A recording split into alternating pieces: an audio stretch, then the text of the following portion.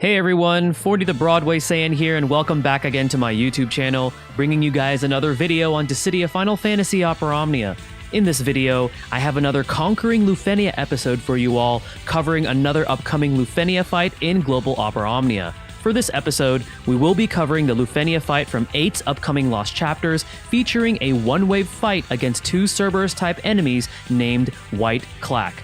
But before we talk about that, if you guys are new to this channel, be sure to hit that subscribe button and turn on that notification bell. That way you guys are not missing out on future uploads, and if you guys enjoy the content you see here, be sure to hit that like button as it does help me out, and share this video to your friends and family that enjoy Dissidia Final Fantasy Opera Omnia. Also, don't forget to check out the Tonberry Troop's amazing website that contains a valuable resource called Lufenia Research, which fully details each upcoming Lufenia fight in Global Opera Omnia and shares some recommended characters you can use for these challenging fights. Without further ado, let's go ahead and talk about the 8 Lost Chapters Lufenia fight. This Lufenia fight for 8's Lost Chapters features the return of a pair of White Clack Cerberus-type enemies. Some specific details to keep in mind is that both bosses have an immunity to the attack down debuff, but have no other resistances, absorptions, or immunities. They will enter a state called Triple at the 80% and 50% HP thresholds, which causes their Lufenia orb to disappear, but will allow them to use 3 consecutive attacks in a single turn against your party members. They will also use a powerful AoE Brave plus HP attack that cleanses their debuffs and also grants them a powerful framed buff that increases their initial Brave and speed.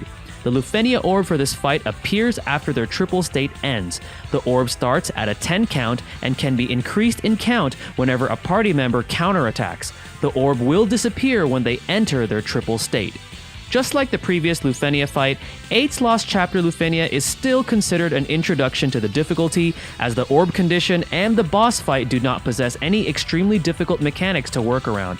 The bosses also do not have any resistances, absorptions, and immunities to specific types of damage, which means that there will be more flexibility in terms of team compositions. Characters who will greatly excel in this fight are 8, Cater, and Gallop, as they have ways to draw aggro to themselves and produce a counterattack which increases the Lufenia orb count while it's active. Characters who have a way to taunt the bosses can also be beneficial, especially during the triple state phase. Warrior of Light and 9 Shields can greatly benefit your party to protect them from some of the powerful AoE attacks these bosses can inflict. One more crucial piece of info that can be very helpful to know is this particular Lufenia orb can be survived with evasion, such as Edge's buff from his EX, or even characters with Last Stand in case you trigger the Lufenia orb.